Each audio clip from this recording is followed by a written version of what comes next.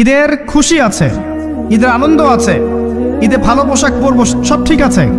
এই খুশি কাদের জন্যে? قد أفلح من تزكى وذكر اسم ربه فصلى। কার জন্য ঈদের খুশি? যে ব্যক্তি রমজান মাসে আত্মশুদ্ধি অর্জন করতে পেরেছে, রোজা রেখেছে, যাকাত দিয়েছে, নামাজ পড়েছে, লাইলাতুল কদরের রাত জেগেছে, তারাবি পড়েছে, ইত্যাদি ইত্যাদি।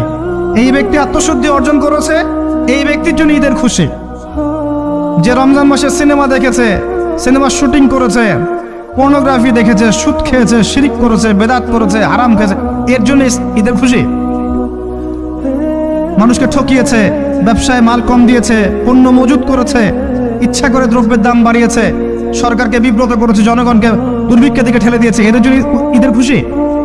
কখনো না।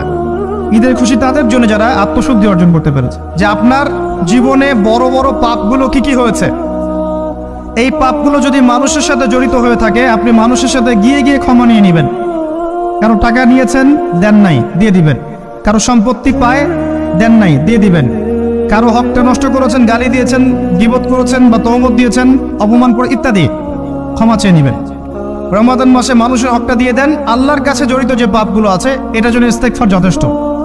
খালি যদি বলেন আস্তাগফিরুল্লাহাল্লাযী লা ইলাহা ইল্লা হুয়াল হাইয়ুল কাইয়্যুম ওয়া আতুবু ইলাইহি, 1 সেকেন্ডের মধ্যে আল্লাহ পাক আপনার সমস্ত পাপকে নেকি দিয়ে পরিবর্তন করে দিবে।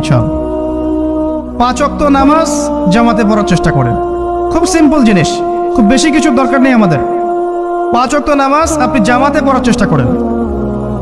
বাসার থেকে ওযু করে বের হবেন, প্রত্যেক পদক্ষেপ হাঁটবেন, আপনার একটা স্টেপে একটা করে গুনাহ মাফ হবে, একটা নেকি লেখা হবে, মর্যাদা বাড়িয়ে দেওয়া হবে।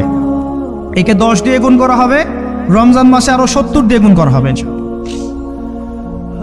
ফজরের নামাজটা জামাতে পড়লেন, নামাজটা জামাতে পড়ার পর আপনি বসে থাকবেন, কিছু সময় জিকির আজগার তাসবিহ তাহলিল করবেন। পারলে 1 পারা করে কোরআন তেলাওয়াত করবেন। রমাদান মাসে প্রত্যেক দিন 1 পারা করে কোরআন তেলাওয়াত করার চেষ্টা করবেন। 30 দিন 30 পারা। রমাদানে অ্যাটলিস্ট একটা খতম করা যাবে, অ্যাটলিস্ট একটা খতম চেষ্টা করা যায় না? ইনশাআল্লাহ। ফজরের নামাজ হয়ে গেছে, আপনি কোরআন তেলাওয়াত করেন। 1 পারা পড়তে সময় লাগবে আধা ঘন্টা, 40 মিনিট, কারো 1 ঘন্টা। এরপর সূর্য উঠে যাবে, উঠে গেলে পরে আপনি 2 রাকাত ইশরাকের নামাজ পড়বেন। নামাজটা পড়ে বাসায় যাবেন।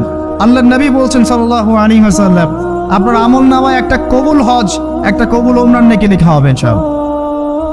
এবার রেস্ট করেন, বাসায় গিয়ে রেস্ট করেন। যখন ঘুমাবেন তখন ঘুমের সুন্নাহগুলো আদায় করেন। সূরা ফালাক নাস ইখলাস পড়েন, ফু দেন, দিয়ে গা মাসাহ করেন, আয়াতুল কুরসি পড়ে ঘুমান, ঘুমের দোয়া পড়ে ঘুমান। ঘুমটাও নেকি হবে ইনশাআল্লাহ। এরপর হয়তো আপনি কাজে যাবেন, চাকরিতে যাবেন বা ব্যবসায় যাবেন, বা আপনি শিক্ষাক্ষেত্রে যাবেন, ইত্যাদি ইত্যাদি। যে ক্ষেত্রেই যান না কেন আপনি মনে রাখবেন আপনি রোজাদার। যে ক্ষেত্রেই যান আপনি মনে রাখবেন আপনি রোজাদার। আমি কারোর সাথে এখন ঝগড়া করতে পারবো না, কারোর সাথে এখন মারামারি করতে পারবো না, আমি কারো গীবত করতে পারবো না, আমি মিথ্যা বলতে পারবো না, আমি মাপে কম দিতে পারবো না, আমি জনগণকে ঠকাতে পারবো না, আমি রোজাদার। এটা মনে রাখবেন। এটা মনে রাখলে পরে দেখবেন ইনশাআল্লাহ তাআলা আপনি আল্লাহকে পাচ্ছেন, আল্লাহর মারিফত পাচ্ছেন। খাচ্ছি না, আল্লাহর ভয় না? পানি পান করছি না, স্ত্রী সহবাস করছি না, কার ভয়ে? আল্লাহর ভয় না? এত কঠিন কাজ করার পরেও রোজার নেকি পাওয়া যাবে না।